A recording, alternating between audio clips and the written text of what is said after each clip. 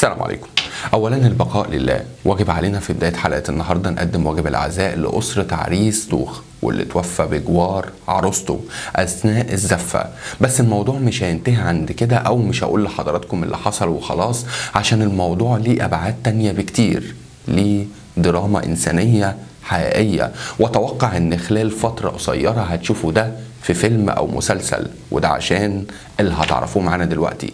عشان كده هنقول القصة كلها باختصار. الموضوع هيبتدي من احد القرى التابعة لمحافظة القليوبية من عند احمد محمد الشحات.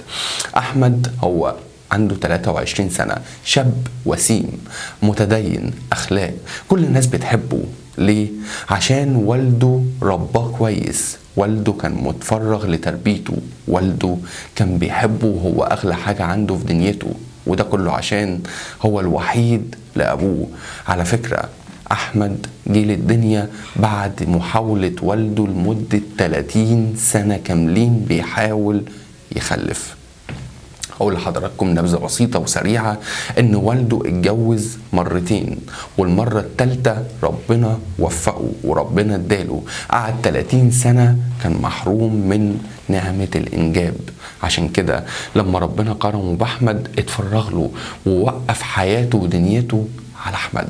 ابتدى يعلمه كويس، ابتدى يديله ويوهب له دنيته ووقته ويديله عمره، وابتدى يشوف ابنه الزرعة اللي زرعها وكان مستنيها من 30 سنة وهي بتكبر يوم عن يوم قدام عينيه.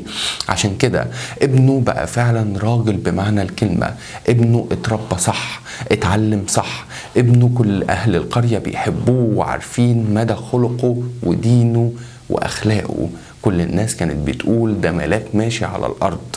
عشان كده أول ما ابنه جاب 23 سنة قال له يا أحمد أنا عايز أشوف لك بنت الحلال، أنا عايز أشوف حفيدي وأنا لسه عايش. يا أحمد ده أنا جبتك بعد 30 سنة، ربنا أراد أجيبك على كبر يا ابني، عشان كده أنت كمان اديني النعمة اللي أنا مستنيها إن أنا أشوف أحفادك، تعال نشوف بنت الحلال. وفعلا أحمد اختار بنت الحلال اللي اسمها نور. أحمد كان هيتجوز نور وهما الاتنين نزلوا واتقابلوا وهما الاتنين قرروا يكملوا الحياة مع بعض.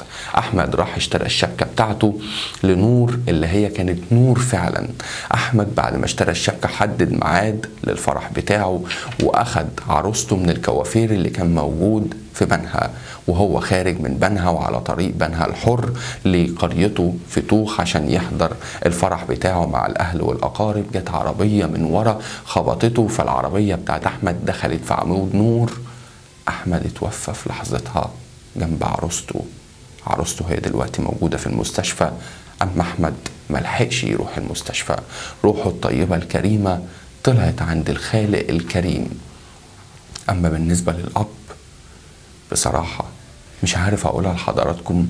تخيلوا كده معايا لو للحظة واحدة مش دقيقة، الأب اللي قعد 30 سنة مستني ابنه، وابنه جاله بعد الغيبة دي كلها وفضل يعلمه ويكبره لحد ما بقى عنده 23 سنة، واليوم فرحه ابنه مات.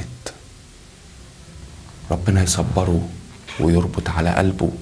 أحمد مش قطع بأبوه بس، قطع بأهله وجيرانه والناس اللي عارفاه، قطع بخطيبته اللي لحد دلوقتي ما تعرفش ان أحمد مات عشان هي موجودة في المستشفى. فعلا قصة غريبة في كل تفاصيلها.